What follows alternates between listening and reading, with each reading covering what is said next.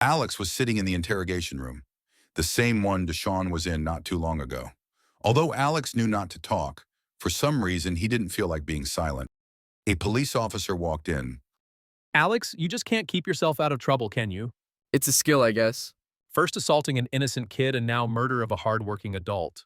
What makes you think I did it? Oh, please, like you don't know. No, I don't. Well, this Michael Blumen fellow just so happened to be the man that mugged your mother and put her in the hospital where she still is. A policeman can verify that he indeed told you it was him and was released. And now, a few days later, the man was murdered. I thought he was a serial mugger. He was, but who out of all the people would take revenge on this man? Huh? My bet would be on the poor kid who attacked a rich kid and had to go to juvie over it. What makes you think I did it? I just told you. Do you got evidence? We got all we need. Just confess to the murder, Alex, and stop wasting everyone's time. That's all you gotta do, confess. Well, here's the thing I'm confused about. You claim to have found motivation, but that doesn't exist anymore. What do you mean? Well, you scrapped the report, didn't you? You never stated why, but it is quite obvious that you didn't want to take the side of the kid that the ones that pay your paycheck hate. They don't want any sympathy for me. They still need to paint me as the villain. And they do have their hands in all the necessary pockets, including the police. However, if you charge me based off this motive, then you are admitting that the mugging did happen and that you hid the report. Alex, you got one thing there that you should be paid more attention to. Yes, we definitely have some, I guess you could say, influences from outside the departments and that they made us throw away the report on your mother's attack. But did it ever occur to you that those elites hate you so badly that they are willing to do anything that points you to that body? Maybe we don't need a motive. We may have nothing on you yet, but I don't doubt that we will eventually. In the meantime, you're going to be spending some time inside. Show me the man and I'll show you the crime. Welcome to the new world, Alex. I need my phone call. Before you lock me up, you owe me a phone call. Megan was ready. She marched into her office, going straight towards Bill's office to offer her resignation.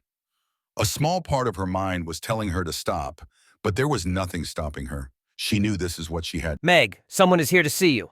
Okay, I just have to do something. It's the police. It seems serious. Okay, fine. Meg walked towards her desk where Paul was waiting. Officer Paul, how may I help you? Can we talk in private, please? What's this about? It's about the ceremony. It's really important. Okay, sure. Let's just go in the stairwell. No, let's go outside. Okay, fine. Hey, Paul, did you get lost on your way to work? Hey, Nick, I'm sorry, but me and... No, it's fine. He should come too. Meg, Paul, and Nick walked outside into the parking lot. Okay, what's going on? Paul reached into his pocket and pulled out the computer chip. Do you know what this is? A computer chip?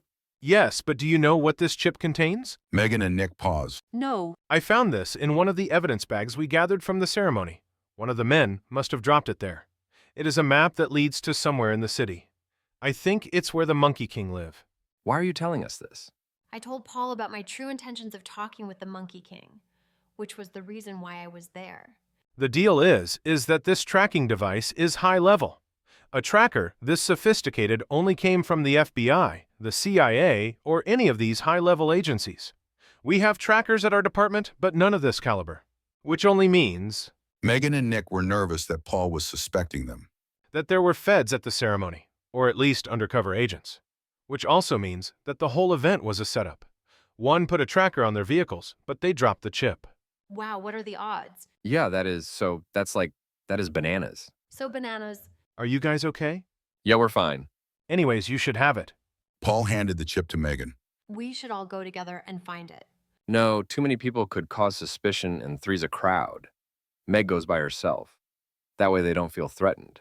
Okay, I think that's a good idea. Meg, you should keep your job. This interview needs to be released with Bill's audience. That way it gets out to as much people as possible. Bill will never go for it. Release it on his platform anyway. You manage Bill's shows. You know how to access his live account. Once you get that interview, we'll sneak on set and put it in. Excuse me. Hello? Paul, we have a kid that we just arrested. And? It's Alex Nielsen. He asked for you. Okay, I'm on my way. All right, I gotta go. But everything is all planned. It's now up to you, Meg. Jimmy was pacing around in his office. His campaign manager walked in. All right, Jim, you ready for the debates tonight? Yeah, I think so. Okay, here are a few things you should point out. Governor DeCotton stated that he would allow more fracking into his state, which would create more jobs, but he decided not to.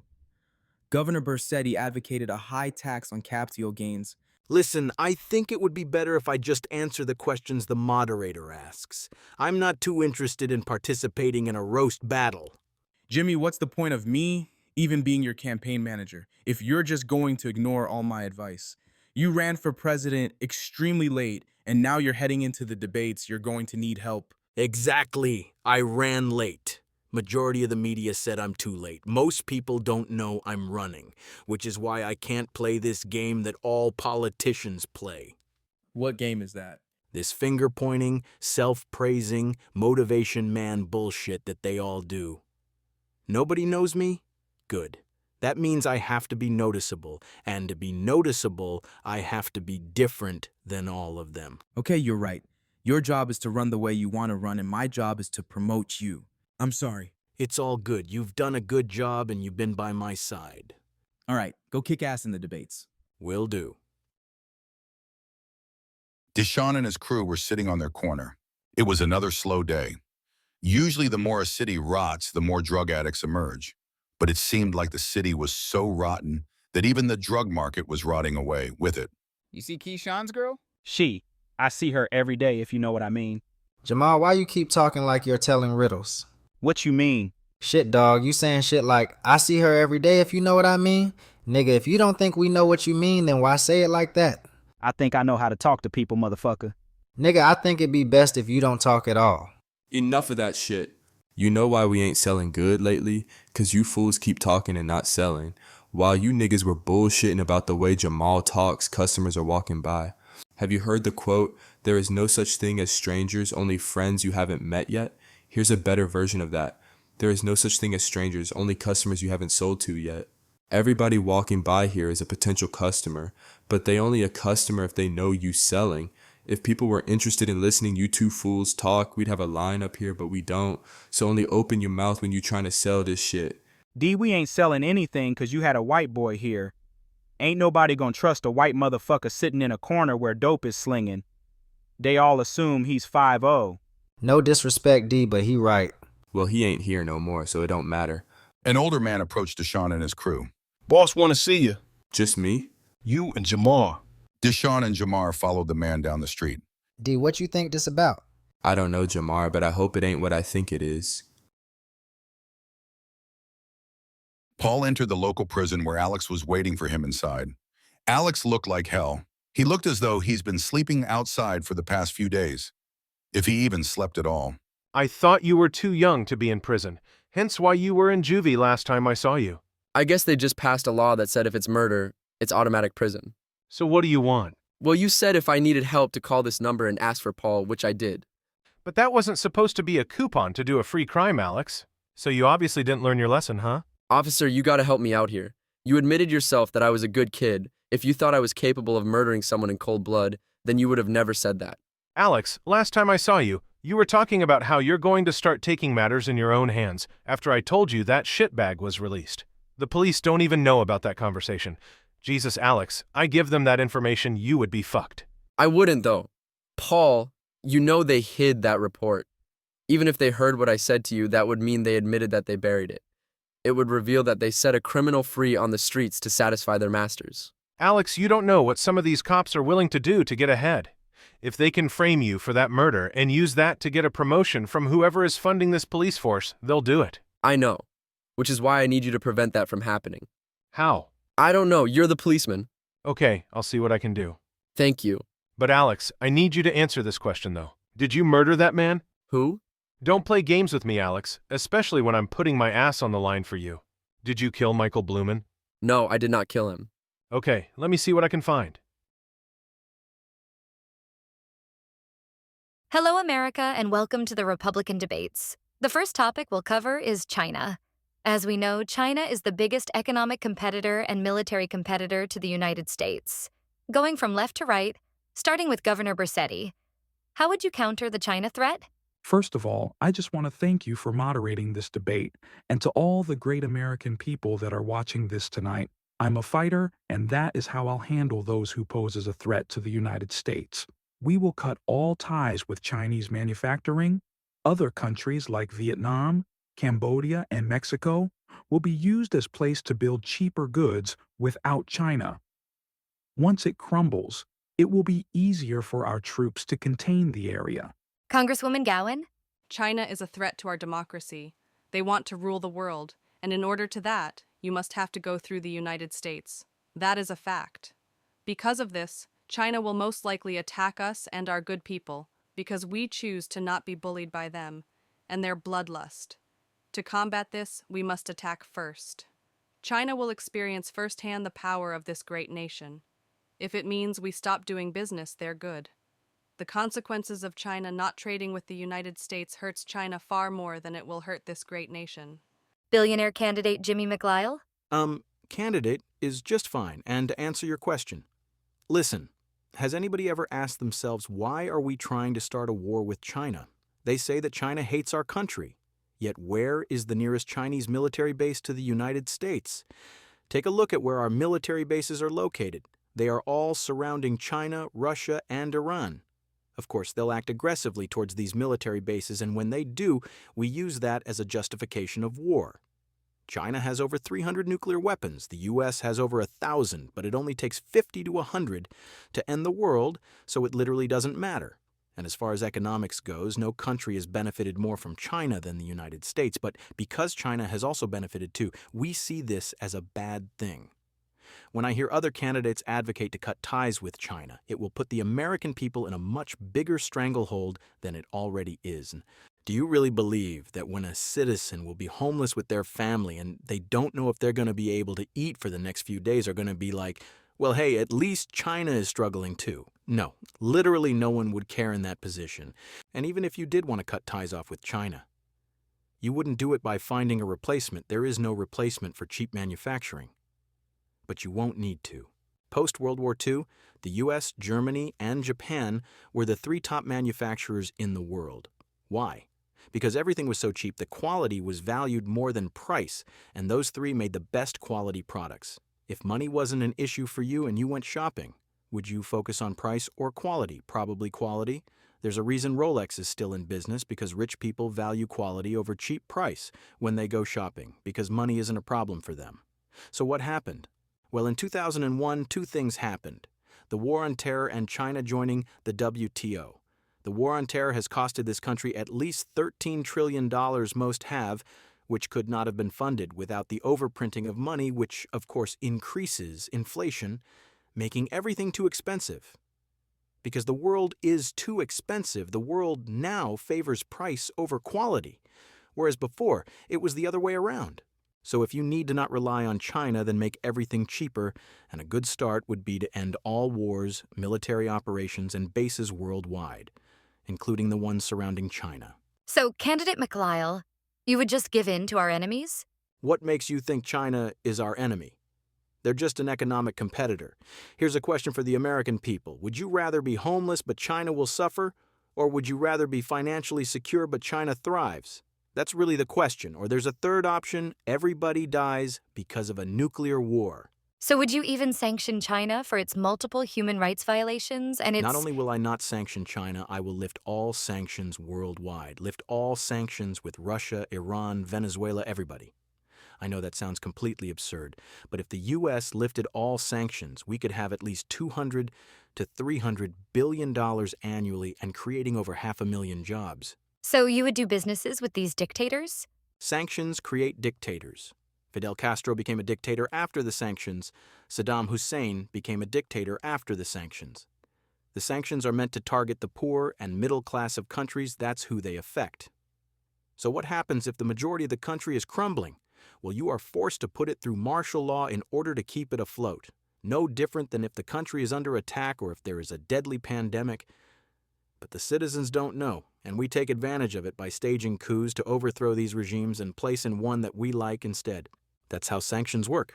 The other thing that is important to keep in mind with these sanctions and wars is that they solve other major important issues. The economy, which I already went over. Immigration is the other one. The reason why there is mass migration from certain areas, whether it be South and Central America or the Middle East, they are all created through wars and sanctions. These migrants would rather be in their own country than ours. But because of these wars and sanctions, they have no choice but to leave their homes. Rather than spending billions of dollars for border security, you could lift sanctions, keep the illegals out while making money at the same time. And third is safety. If you feel threatened by an outside force, if you are worried about other nations being a threat to national security, you should be. Our country has pissed so many other countries off these past 70 years because we had leverage. Well, not anymore.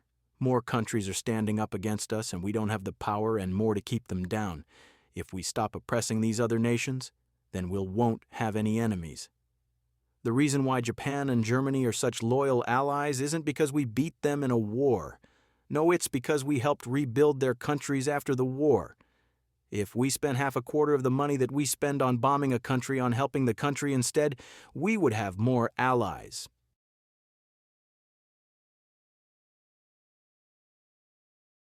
DeSean and Jamar entered the building of their employer.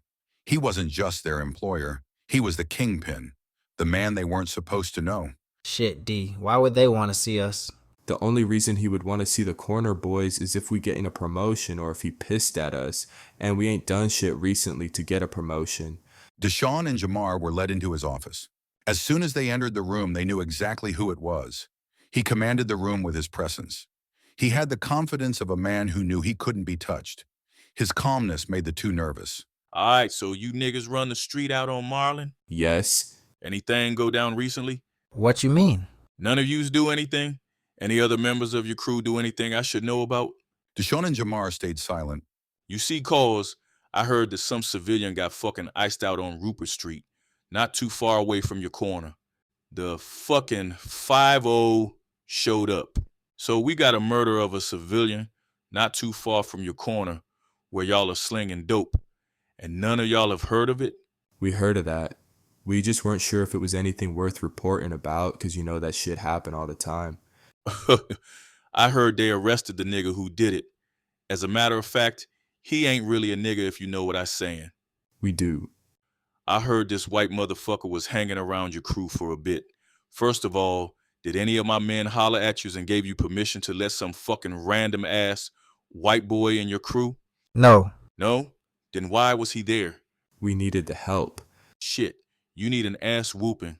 That's what you need. So this nigga right now is talking to the police. They picked his ass up while he was hanging out with your crew. They know you crew.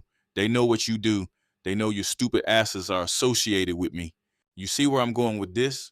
The 5-0 is going to ask this white boy about what he knows about our crew and threaten him with a murder charge unless he confess about some shit. He don't know nothing. Plus, he's a segregation kid. They already hate his ass. They care more about locking him away than they do about you. You ain't in no position to question my choices, nigga. And I don't really pay no attention if the nigga was the one who gave my mama diabetes. Now, while the police is giving him a choice to either take the charge or snitch, I'm giving you a choice.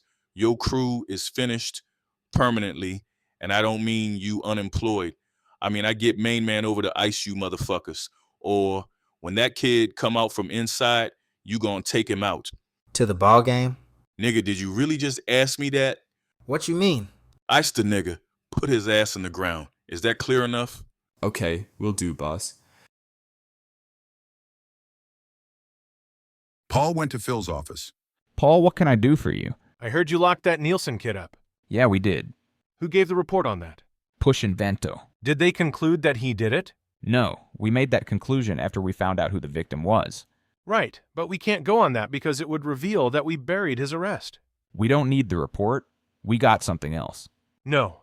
Phil, I cannot allow you to ruin this kid's life. We cannot become corrupt to satisfy some asshole in Washington. It's about time we grow some balls and Paul, do what's... We have evidence. What? The man's wallet was empty, indicating that he was robbed. We found Alex's fingerprints on the wallet. How do we know it wasn't planted? Paul, I know you like the kid, but he did it. We have motive, we have evidence, and we have reputation. This kid is guilty as can be. He might as well videotaped himself doing it and sent it to us. Shit. Paul, look. I know about the corruption in this place, but I work for the mayor, and the mayor works for Washington, and I'm not talking about the city, but this conclusion isn't based off of satisfying the bureaucrats in Washington. Paul wasn't convinced of what he just heard. He still considered the possibility of Alex's fingerprints being planted by the department. Is Blumen's body in the morgue yet? It's being examined today. Okay, I gotta go. Congressman Gowan, how would you handle the rising cost of overall goods and services? The rise of costs is created by the President of the United States cutting taxes. These tax cuts have increased spending, which has contributed to the rise of inflation. Governor Bersetti. The reason is because the Democrats have done too much government spending on social programs that don't benefit hardworking Americans. Although I am sympathetic towards the less fortunate, these social programs not only contribute to the rise of costs, but it doesn't help them. Many have turned down promotions to keep these benefits. Candidate McLeod? Yes. Well, there is unity towards this subject because while every other subject is divided, the one area that all sides can agree on is that the rise of costs is not good. The division is on how to execute this problem. Let's take student loan debt, for example. One side wants the government to pay for it. The other side doesn't want to pay higher taxes for it. Both sides are understandable, but there is a solution that satisfies both parties. The reason why university is so expensive is because of student loans. Back in the day, a kid would get a job in the summertime and then use the money that he made to pay for college, but because of student loans, technically everybody can afford it. So the universities jacked up the prices. If student loans are eliminated, that means the universities have no choice but to lower prices, because college isn't as important as it used to be to lose $60,000. That way, one side won't have to pay higher taxes and the other won't be trapped in a sea of debt. This method of eliminating certain loans, not all loans, but certain loans, will decrease prices. For example, mortgages. If we eliminate mortgages, nobody will afford them at their current price, which means that the owners would have no choice but to lower costs. The costs of housing also affects the cost of goods as well. The higher the rent means the higher cost of goods that are being sold to make up for the rent. The rise of student loan debt also increased the cost of rent, since nobody can afford a house, therefore they rent instead.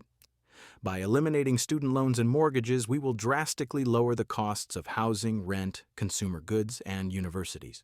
Candidate McLeod, eliminating these loans would crash the economy.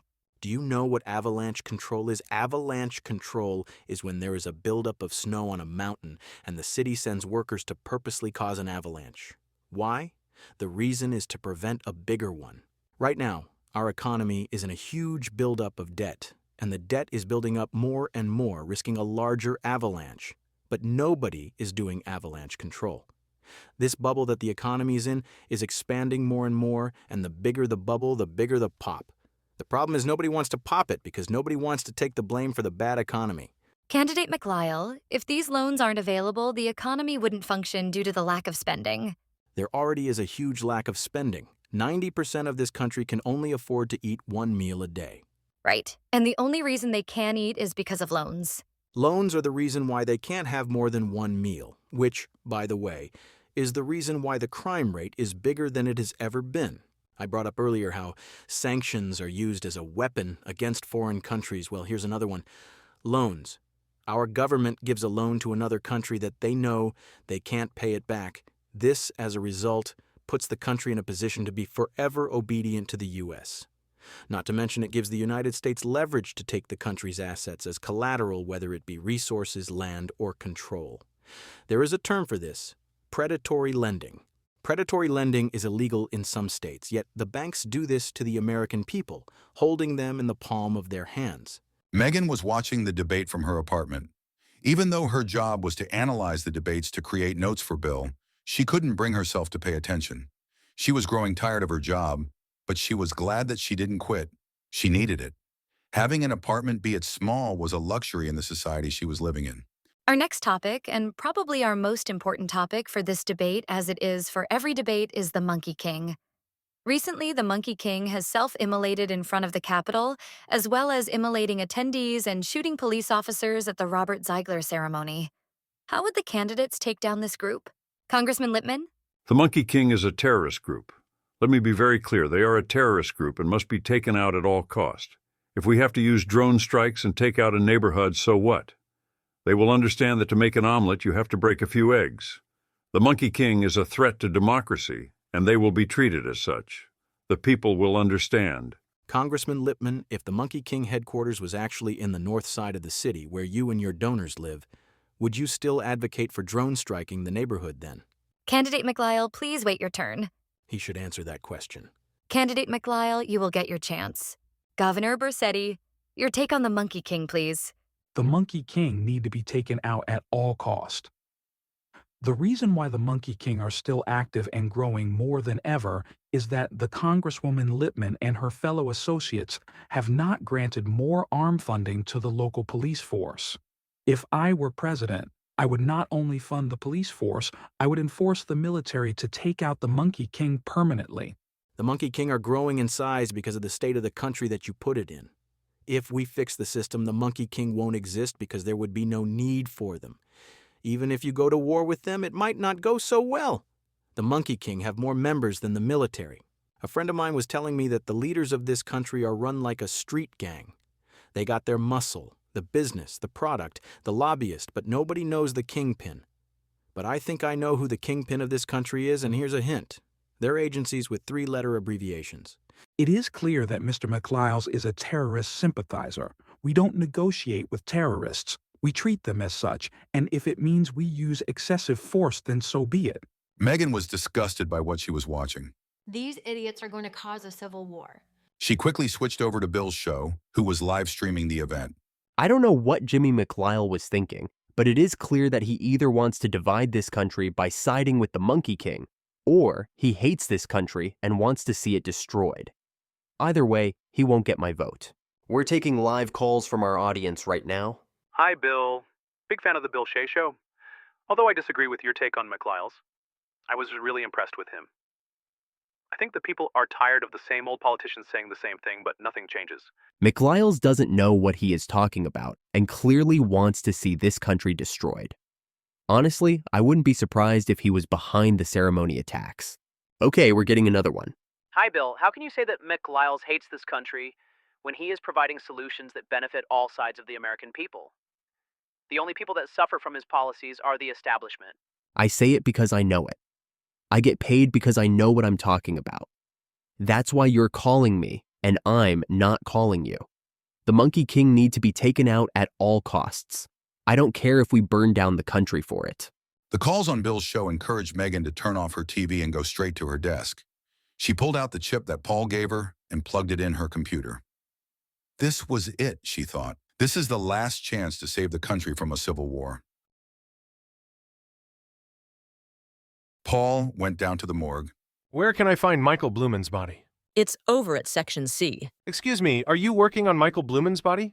Yes, can I help you? Listen, is there anything that indicates that this Nielsen kid didn't do this? What do you mean? Look, I just want to make sure that nothing was tampered with. Why would anything be tampered with? Because putting this kid in jail is a sort of a symbolic victory for the country for some reason, but I want to make sure it is done honestly. Why would he go to jail? Jesus Christ, lady. Can you just answer a fucking question? I can't answer if I don't know what you're talking about. Why would he go to prison? What do you mean? He didn't do it. Really? He didn't murder this man. How do you know? Jimmy got off stage from the debates. He was feeling good about his performance. Babe, you were amazing. Look out there, they loved you. Thanks, sweetheart. Jim, your approval ratings are through the roof. Just look at the comments on here. You are undeniable. The crowd absolutely loved you too. Jimmy, I think you might have a real chance of winning this thing. You might be the last hope that everyone is looking for, and look, they obviously seem to think so. Jim, we need to go celebrate, but before that, we got to shake a couple more hands. Can Michelle come? Sure, but no cameras are there, so you don't have to sort of put up the image of the family man. It's okay, sweetie. I gotta get back to Connecticut anyway. I think it's best I see the kids during your time up here. Great idea. All right, sounds good. Where to? Follow me, Jim.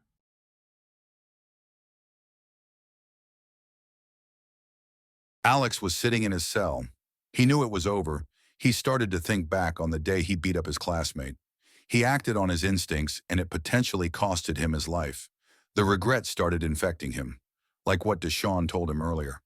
This disease of destruction caused by poverty is spreading throughout the city, and the last few days Alex has been showing symptoms of infection. Alex. Officer Paul. You were right. Congratulations, you're released. Excuse me? You're released. Oh my God. Why are you acting surprised? I thought you didn't do it. It's just that. It's rare that justice is served in this country. Who did it then? How did they figure it out? Michael Blumen had carving on his chest of a chimp with a crown in his head. What does that mean? The Monkey King, that's their symbol. Usually when they do something, they'll leave something behind with that picture. It could be a flyer or painting, or in this case, a carving. They're pretty weird like that. Well, thank you so much, Officer Paul. Listen, kid, you're very lucky that there is another group that is more hated than you. Jimmy's campaign manager led him into a small bar. It was in the outskirts of the inner city. It was the closest Jimmy has ever been to the poor side of town. What are we doing here? We got an important meeting. Jimmy looked around. It was surrounded with the most influential men on the planet. Congress, senators, Wall Street executives, Silicon Valley CEOs, former presidents. Jimmy, you made quite a splash at the debates today. The whole country is talking about you. Hopefully it's for a good reason. Jim, you're a star. Come get the star treatment. So when do you want to discuss business? Business? Well, why else am I here? Because we like you, Jimmy. Your debates, your speech did inspired all of us, and we just want to get to know the new kid on the block. Jimmy sat down beside his campaign manager and scanned the room. He noticed there were half-naked women everywhere, and they were all doing their best to get the attention of the men in the room. Some were having sex with the men out in the open, while others were doing drugs. Jimmy turned to his campaign manager. Hey, I don't know if I should. His campaign manager was with a naked woman who was sitting on his lap. Jimmy tried to get his attention, but it was no use. Suddenly, a blonde woman approached Jimmy. She was the most beautiful woman Jimmy has ever seen. So you're the new hotshot. I can see why. Yeah, thanks. I'm quite new at politics, though. You seem stressed. Is there something I can do about that? Oh, maybe. Why don't we get to know each other a bit before we do that? Whatever you want. Jimmy noticed a marking on the woman. What does that tattoo say? Which tattoo? The one just below your chest. It says beware. Oh, is there something I should be aware about? Why don't we go upstairs so you can get a better look at it? The woman grabbed Jimmy's hand and started leading him across the bar. Then Jimmy stopped. He couldn't go through with it. I'm sorry, I can't do this. Why not? It's just a little fun, Jimmy. There is nothing wrong with that. I gotta go see my wife. Jimmy ran out the door and phoned Michelle. Hello? Michelle, where are you? I'm in the plane. We just took off back to Connecticut. Why? Nothing. I just wanted to see you. That's sweet, honey, but you got a lot of work today. Plus, I gotta get used to it because we have to do a lot more flying when you're president. That we do. I love you. I love you too. Alex was roaming the streets late at night. He was confused. He killed a man. The police knew he killed that man. Yet here he was, a free man once again. Alex started walking toward the street where he murdered Michael Blumen. Suddenly, a shadow crept behind him. Alex turned around and saw a large man. Hello? Alex Nielsen, it's great to finally meet you. Who are you? I'm the reason you are not in jail right now. You are... Yes, I am the leader of the Monkey King. Jimmy made his way back to his hotel room. He couldn't wait to go to sleep. He turned on the lights and was shocked to see what was waiting for him. There was a body on the floor of his room. He slowly approached it. It was the blonde woman at the bar. Oh my God. Jimmy checked her pulse. She was dead. Her left breast was exposed, revealing her tattoo. Beware.